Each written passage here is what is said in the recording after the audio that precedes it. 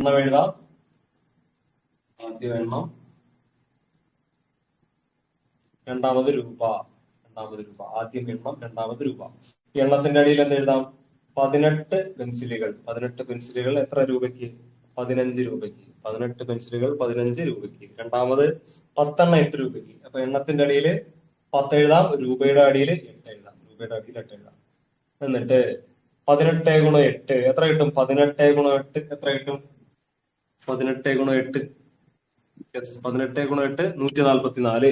18 ഗുണം 8 144 കിട്ടും. 15 ഗുണം 10 എത്ര കിട്ടും? 15 ഗുണം 10 150. എപ്പോഴും നമ്മൾ എതിൽ നിന്നാ കുറയ്ക്കുന്നത്? ഇവിടെ വരുന്നതിൽ ഈ 18 ഗുണം 8 ഇതിൽ നിന്നാ കുറയ്ക്കുന്നത്. അപ്പൊ 144 മൈനസ് 150. 144 മൈനസ് 150 എന്ന് എഴുതുക. താഴെ എപ്പോഴും എന്താ എഴുതേണ്ടത്? താഴെ എപ്പോഴും ഇവിടെ വരുന്നതാണ് താഴെ എഴുതേണ്ടത്. 150 ആണ് താഴെ എഴുതേണ്ടത്.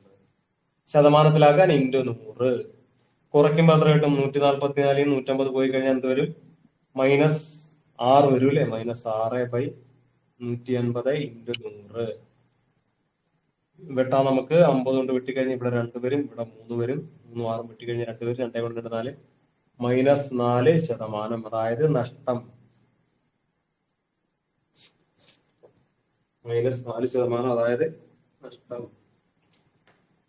അപ്പൊ ഉത്തരം കിട്ടി, നഷ്ടം. മനസ്സിലായോ?